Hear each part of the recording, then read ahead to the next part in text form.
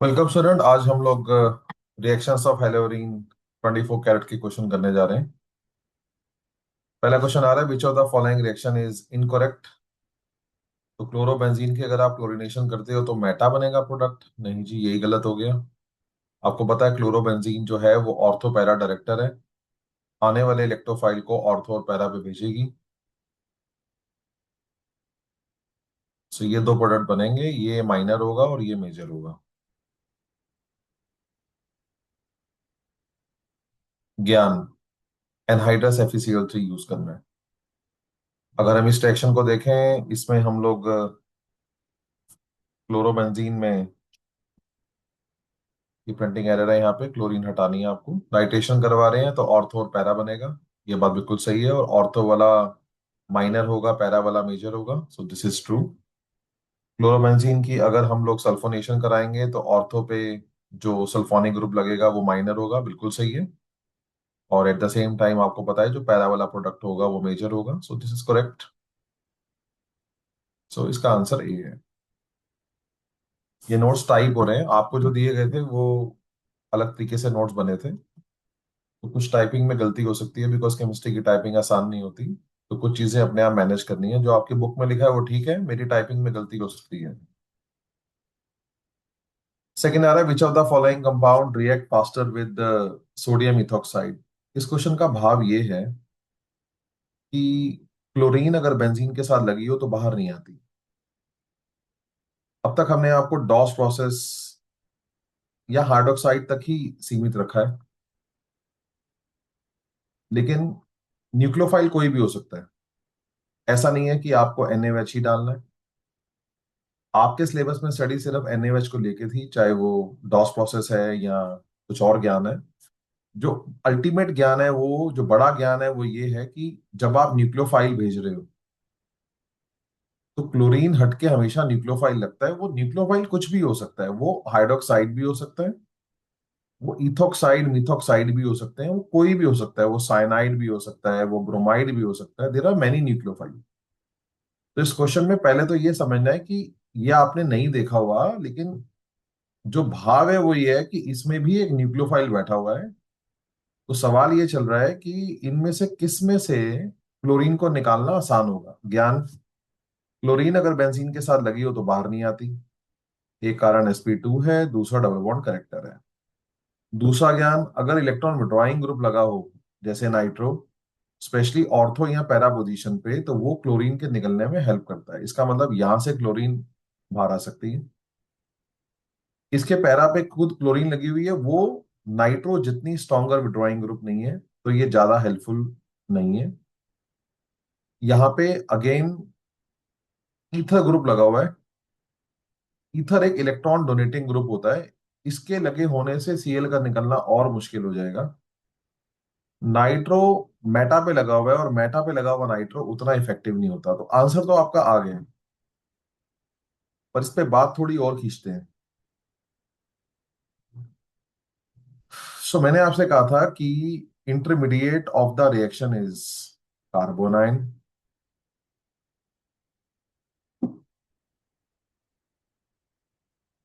जब आपका ये न्यूक्लियोफाइल जो यहाँ पे मिथोक्साइड है, ये नाम भी अभी आपको बोलना नहीं आता, दिस इज कॉल्ड मिथोक्साइड, ये भी न्यूक्लियोफाइल है। जब ये अटैक करने के लिए आएगा, सेम होगा जैसे हाइड्रोक्साइड में हुआ था। बेंजीन कुछ समय के लिए अपने पाई इलेक्ट्रॉन ऑर्थो पोजीशन पे शिफ्ट कर देगी, जिससे मिथोक्साइड के बैठने की जगह बन जाए, क्योंकि Cl को निकलने में टाइम लगेगा। जब तक Cl नहीं निकल जाता तब तक कार्बो एनाइन बनेगा। कार्बो एनाइन दुख का कारण, नेगेटिव चार्ज, और समहाउ ये स्टेबल नहीं है, ये अनस्टेबल है, इसीलिए रिएक्शन आगे बढ़ नहीं पाता। फिर आपने सीखा, अगर यहाँ पे नाइट्रो लगा होगा तो वो नाइट्रो कैसे हेल्प करता है, वो इस नेगेटिव चार्ज को कुछ देर के लिए अपने पे ले लेता है, जिससे हमारी कार्बन को सांस लेने की जगह बन जाती है, सांस लेने की का वक्त मिल जाता है, हमारी कार्बन से दबाव खत्म हो जाता है, और कुछ समय के लिए ये चार्ज ऑक्सीजन पे आ जाएगा, जो बेहतर स्थिति है, क्योंकि ऑक्सीजन एक इलेक्ट्रोनेगेटिव एलिमेंट है, ज्यादा देर के लिए नेगेटिव चार्ज भी पकड़ सकती है। So this is very stable situation. इसलिए कहते हैं अगर नाइट्रो ऑर्थो या पैरा पे लगा हो तो बड़ा हेल्पफुल होता है। कॉन्ट्रेरी टू इट, अगर यहाँ पे मिथॉक्सी लगा होता ऑर्थो या पैरा पे, तो वो काम खराब करने वाला ग्रुप है, मैं आपको वो सिखाना चाहता हूँ। ये देखो, ये न्यूक्लियोफाइल आया, इलेक्ट्रॉन यहाँ शिफ्ट हुए, यहाँ पे एक मिथॉक्सी बैठा हुआ है।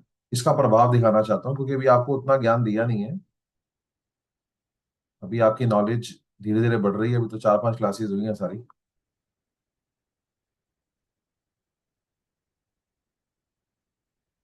और अगर आप ये सीख गए तो बोर्ड में आने वाले 4-5 क्वेश्चन आप ठीक कर सकते हो, क्योंकि बोर्ड में मिथॉक्सी बहुत यूज करते हैं वो। सो आप देखो, आपका नेगेटिव चार्ज पैरा कार्बन पे आ चुका है, और यहाँ मिथॉक्सी बैठा हुआ है। हम इसे कंपेयर कर रहे हैं कि अगर यहाँ नाइट्रो बैठा होता तो नाइट्रो क्या करता है, चार्ज को अपने पे ले लेता है, लेकिन मिथॉक्सी क्या करता है, मिथॉक्सी खुद एक इलेक्ट्रॉन डोनेटिंग ग्रुप है, लोन पेयर से बॉन्ड, बॉन्ड से लोन पेयर। तो मिथॉक्सी इलेक्ट्रॉन डोनेटिंग ग्रुप है वाया रेजोनेंस इफेक्ट। आपको ये ट्रेनिंग दी गई थी, बेंजीन पे कोई भी ऐसा एटम लगा हो जिसपे लोन पेयर हो, जैसे वो OH हो सकता है, OCH3 हो सकता है, क्लोरीन हो सकता है, और NH2 हो सकता है। इन सारे में बेंजीन पे एक ऐसा एटम लगा हो जिसपे लोन पेयर हो, तो पॉजिटिव रेजोनेंस होती है, जिसमें ये बेंजीन को इलेक्ट्रॉन देते हैं। अब ऑलरेडी बेंजीन पे माइनस चार्ज है, अगर ये भी बेंजीन को इलेक्ट्रॉन देगा तो और माइनस चार्ज बढ़ जाएगा, बुरा हालात हो जाएंगे, मोस्ट मोस्ट अनस्टेबल हो जाएगा। इसीलिए ये जो मिथॉक्सी है is not helpful at all, this is a very bad situation, in fact इन सब में से सबसे खराब केस यही है। क्लोरीन के बारे में कहते हैं ये विड्रॉइंग ग्रुप है, लेकिन ये वाया इंडक्टिव इफेक्ट है, और nitro withdrawing group via resonance है, तो क्लोरीन की विड्रॉइंग पावर कम है, नाइट्रो की ज्यादा है, इसलिए हमने इसका आंसर ए मार्क किया हुआ है। So this is a very useful question, and this is within your CBSE range, ये जेई का क्वेश्चन नहीं है। Which of the following will lead to formation of 4 chloroacetophenone? Friedel Craft reaction of chlorobenzene. बस यही इसका answer हो गया। ये है फिल्ड क्राफ्ट एसिटाइलेशन।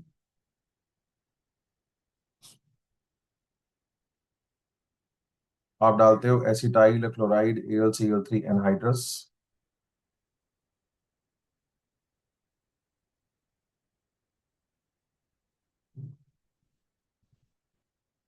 ऑर्थो और पैरा पे एसिटाइल लग जाएगा।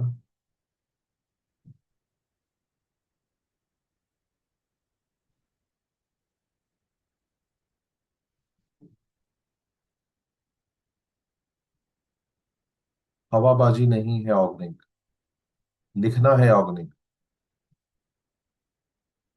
Aryl halide do not undergo nucleophilic substitution reaction under ordinary condition because approach of nucleophile is retarded. Retarded मतलब स्लो हो जाता है, ट्रू। क्यों? आपको बताया था, मैंने कहा था एनसीईआरटी के चारों रीजन इसलिए पढ़ने पड़ते हैं बिकॉज ऑब्जेक्टिव में क्वेश्चन में कुछ भी पूछ लेते हैं वो। तो एनसीईआरटी कहती है न्यूक्लियोफाइल खुद एक इलेक्ट्रॉन रिच मॉलिक्यूल है, और बेंजीन भी इलेक्ट्रॉन रिच है। तो जब न्यूक्लियोफाइल इस क्लोरीन की जगह पे अटैक करने के लिए कोशिश करता है, तो आने वाले जो न्यूक्लियोफाइल के इलेक्ट्रॉन्स हैं वो बेंजीन के इलेक्ट्रॉन से रिपल्शन खाते हैं, जिससे इसका अटैक मुश्किल हो जाता है। Carbon carrying halogen is sp3 hybridize. ये फॉल्स हो गया। आपको पता है कि क्लोरीन जो बेंजीन के साथ लगी है वो sp2 हाइब्रिडाइज है, तो ये बॉन्ड छोटा और स्ट्रॉन्ग है, नॉट sp3, तो ये गलत हो गया, इसने sp3 लिखा हुआ था। Substrate molecule is destabilized due to resonance.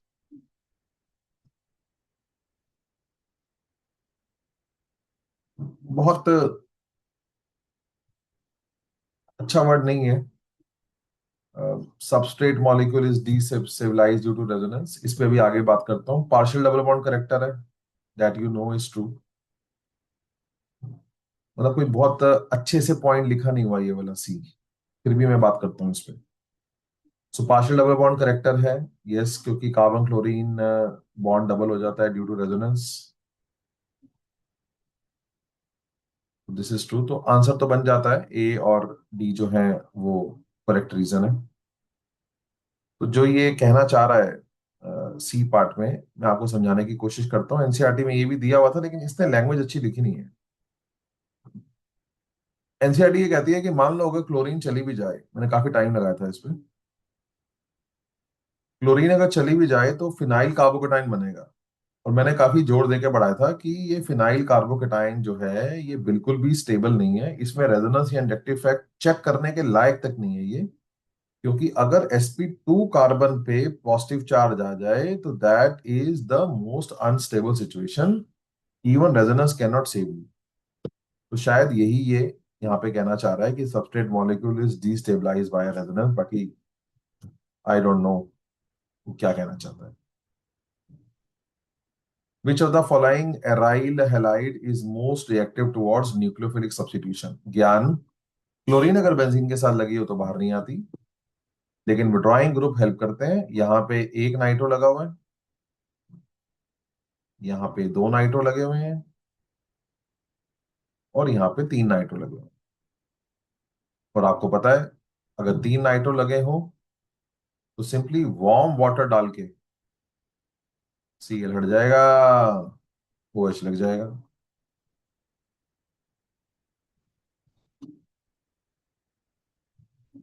Classes में रह गया, इसका कॉमन नेम होता है पिक रिक एसिड।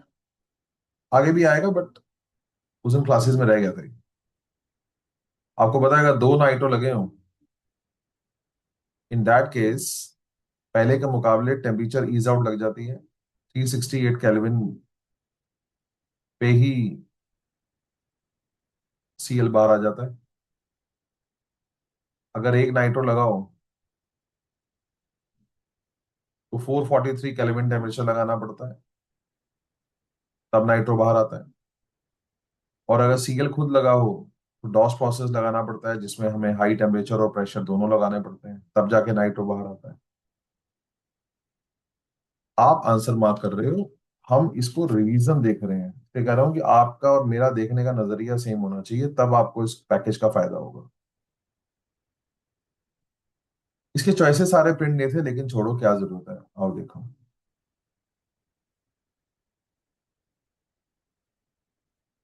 सो क्लोरोबेंजीन में पेंटाइल क्लोराइड डाला, तो पहली बात तो ये कौन सा रिएक्शन है? ये है वुड्स फिटिंग। एक हेलोएरीन, एक हेलोएल्केन, धागे जहां से टूटते हैं वहां से जुड़ते हैं, ये बनेगा।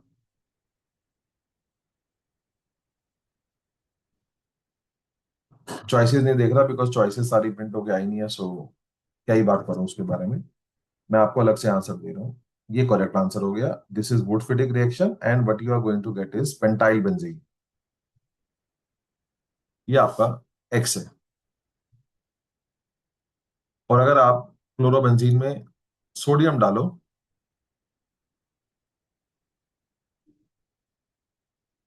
तो ये कौन सा रिएक्शन है? फिटिक। और याद क्या करवाया, फिटिक में क्या होता है? बेंजीन की डबलिंग। तो ये ऑब्जेक्टिव क्वेश्चन बोलते वक्त अगर आपको मेरी आवाज कानों में नहीं आई तो फिर आपने नहीं पढ़ा जेएसआर में आके, फिर आप कहीं और पढ़ रहे हो, आप जेएसआर के स्टूडेंट नहीं हो। फिटिक में क्या होता है? बेंजीन की डबलिंग। तो this is how you will जज द प्रोडक्ट। ये आपके लिए वाई है, बाकी चॉइसेस बेंड नहीं है तो छोड़ो, this is the correct answer. Chlorobenzene when treated with methyl chloride in the presence of AlCl3, AlCl3 anhydrous पहचान है field craft.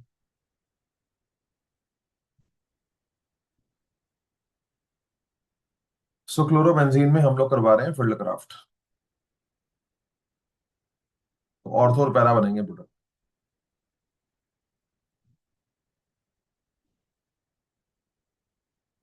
Chlorobenzene treated with methyl chloride followed by the reaction with chlorine in the presence of light, और उसके बाद हमने इसमें light डाल दी, तो ये रिएक्शन अभी आपने करा नहीं है, ये गलती से यहाँ पे आ गया है। सो कोई बात नहीं। वैसे ये हेलो हेलो एल्केन का रिएक्शन है, नॉट फ्रॉम दिस चैप्टर, गलती से मुझसे क्वेश्चन यहाँ लग गया है। Repeat this question after halo alkane. मैं आंसर दे रहा हूँ क्योंकि फिर बार बार रिकॉर्डिंग तो होगी नहीं, बट आप ये क्वेश्चन दोबारा पढ़ लेना जब हेलो एल्केन कर लोगे। सो ऑर्थो और पैरा दोनों बनेंगे, तो मैं अभी पैरा पकड़ के ले लेता हूँ। इसकी करा दी क्लोरीनेशन लाइट में, तो हेलो एल्केन का रिएक्शन है ये। इसे फ्री रेडिकल सब्स्टिट्यूशन कहते हैं। और इसमें क्या होता है कि जब क्लोरीन लाइट की प्रेजेंस में अटैक करती है तो बेंजीन पे अटैक नहीं होता, बल्कि बेंजीन के साथ मिली कार्बन पे एच हटके सीएल लग जाता है। तो ये कंपाउंड बनता है, और इस कंपाउंड में अगर आप केवेच डालोगे, सिल्वर नाइट्रेट डालोगे, तो ये आपको मैंने टेस्ट सिखा दी है। सीएल अगर बेंजीन के साथ लगी हो तो बाहर नहीं आती, लेकिन ये सीएल तो बाहर आ सकती है। बेसिकली यहां से सीएल बाहर आ जाएगी, केसीएल बनेगा, जो सिल्वर नाइट्रेट के साथ एजीसीएल का व्हाइट पीपीटी बनाएगा। So on treatment with silver nitrate aqueous KOH, it form white precipitate। थोड़ा सा आपके लिए मिसमैच हो गया बिकॉज आपने भी ये FRS एक्शन नहीं कर रखा, सो इग्नोर दिस, कोई बात नहीं, आगे देख लेना। विच of the following is most reactive towards SN reaction? ज्ञान, इलेक्ट्रॉन विड्रॉइंग ग्रुप लगे हों तो सीएल का निकलना आसान हो जाता है। इलेक्ट्रॉन डोनेटिंग ग्रुप लगे हों तो सीएल का निकलना मुश्किल हो जाता है। यहाँ पे नाइट्रो लगा हुआ है, यहाँ पे कुछ भी नहीं लगा हुआ। यहाँ पे इलेक्ट्रॉन डोनेटिंग ग्रुप लगा हुआ है, और यहाँ पे ऐसे तीन लगे हुए हैं। तो तीन इलेक्ट्रॉन डोनेटिंग ग्रुप अगर सीएल पे लगे हुए हैं तो अटैक सबसे मुश्किल होगा, ये सबसे स्लोवेस्ट होगा। और अगर विड्रॉइंग ग्रुप लगा हुआ है तो ऑब्वियसली अटैक सबसे आसानी से होगा। मैं फिर रिपीट करना चाहूंगा, इंटरमीडिएट ऑफ रिएक्शन इज, अगर ये आपके कानों में नहीं आ रहा है तो फिर आपको टॉपिक अभी क्लियर नहीं है। इस कार्बोनाइन, आपकी सोच यही होनी चाहिए। Nitro at ortho para position stabilize carbanion, क्योंकि ये इलेक्ट्रॉन विड्रॉइंग ग्रुप है, या माइनस चार्ज खुद पे ले लेते हैं। At the same time electron donating group जैसे मिथाइल डिस्टेबलाइज कार्बोनाइन। विचार, दुख का कारण माइनस चार्ज है, ये न्यूक्लियोफाइल आ चुका है, यहाँ मिथाइल बैठा हुआ है, यहाँ माइनस चार्ज आ गया, लोन पेयर आ गए। अगर मिथाइल बैठा हो तो क्या करेगा? सो मिथाइल एक इलेक्ट्रॉन डोनेटिंग ग्रुप है, ये माइनस चार्ज को और बढ़ा देगा, जिससे carbanion become more unstable.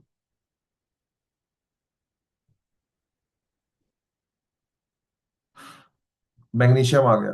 मैंने आपसे कहा था मैग्नीशियम एक ही रिएक्शन है, ग्रेनाड रिएजेंट।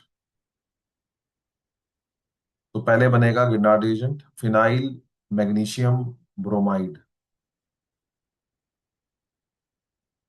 पानी डालेंगे तो बनेगा benzene.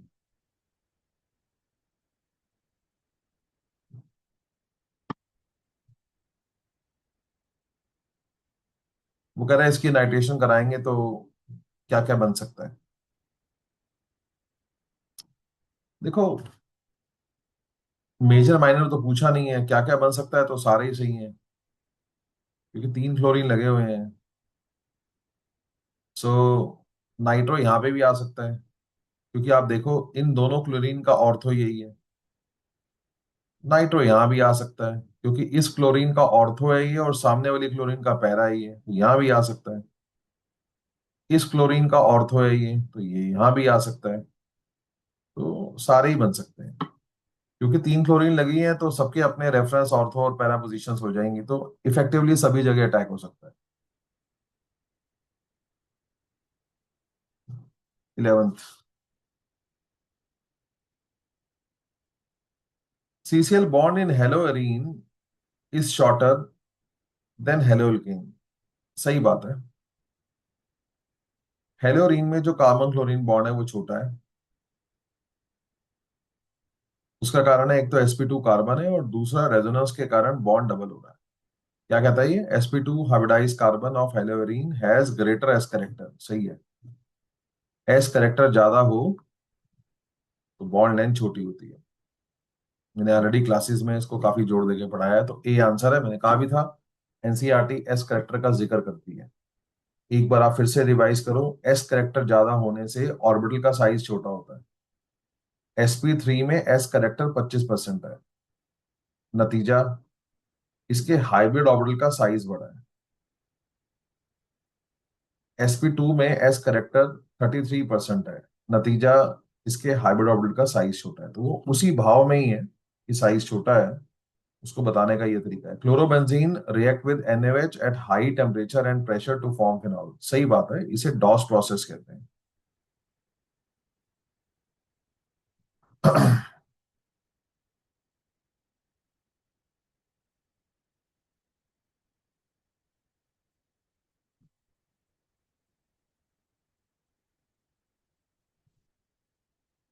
Reaction proceed through the formation of phenyl cation. गलत। Reaction proceed through formation of कार्बोनाइन।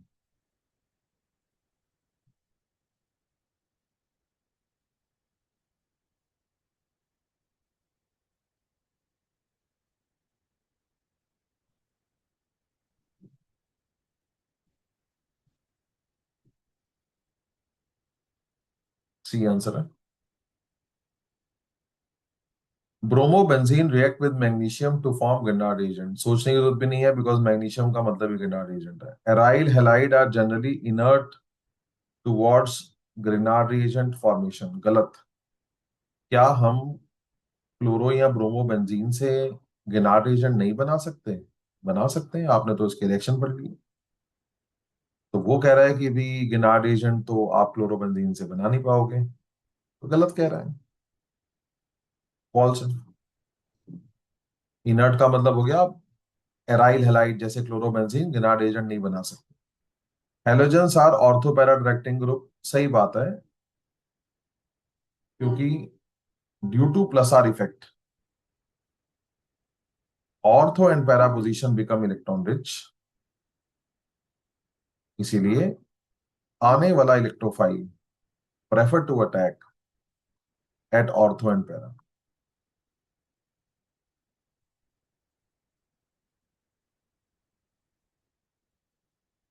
Halogens are electron withdrawing group, ये बात भी सच है। प्लस आर के कारण ये ऑर्थो पैरा डायरेक्टर है, और आपको पता है इसमें एक विशेष चीज थी, माइनस आई। एक तरफ जहां क्लोरीन बेंजीन को इलेक्ट्रॉन देती है वाया रेजोनेंस, वहीं वो बेंजीन से इलेक्ट्रॉन छीनती है वाया माइनस आई। और फिर ये भी कहा था कि एज एन एक्सेप्शन इसका minus I stronger than plus R. इसका मतलब ओवरऑल अगर इसको मैं बोलूं तो ये एक इलेक्ट्रॉन विड्रॉइंग ग्रुप है। पर इन दोनों बातों का आपस में कोई संबंध नहीं है, बी आंसर है।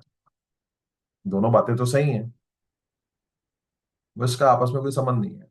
नाइट्रो ग्रुप एट ऑर्थो या para position enhance the reactivity of haloarene towards nucleophilic substitution reaction. सही बात है। क्यों? क्योंकि nitro group stabilize intermediate. Intermediate कौन है? Carbanion through resonance.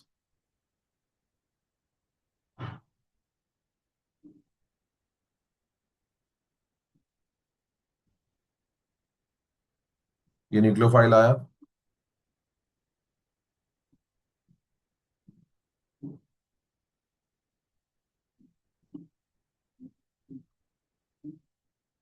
कार्बोनाइन बना।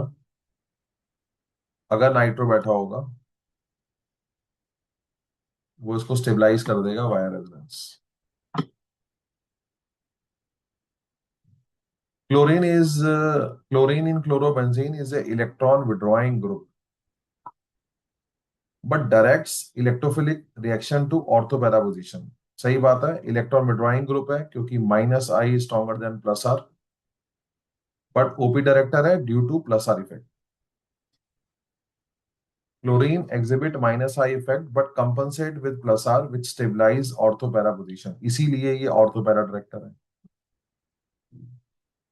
ये इसीलिए ऑर्थोपैरा डायरेक्टर है क्योंकि इसमें माइनस आई के साथ साथ प्लस आर भी लग रहा है। और क्योंकि वो प्लस आर ऑर्थोपैरा पोजीशन पे लगा हुआ है, क्योंकि वो प्लस आर का जो प्रभाव है वो ऑर्थोपैरा पोजीशन पे इलेक्ट्रॉन डेंसिटी बढ़ाने वाला है, इस कारण से ये ओपी डायरेक्टर है। लास्ट क्वेश्चन में आपको इंटीजर टाइप क्वेश्चन है, आपको ये नाइट्रोबेंजीन दे रखी है, पहले आप इसकी शक्ल ठीक कर लो, और इसकी आप करवा रहे हो क्लोरीनेशन। तो नाइट्रोबेंजीन एक मेटा डायरेक्टिंग ग्रुप है, आने वाले क्लोरीन को ये मेटा पे भेजेगा। और इसका एक ही आइसोमर पॉसिबल है, मेटा में कोई भी और आइसोमर पॉसिबल नहीं है। Only one is the correct answer.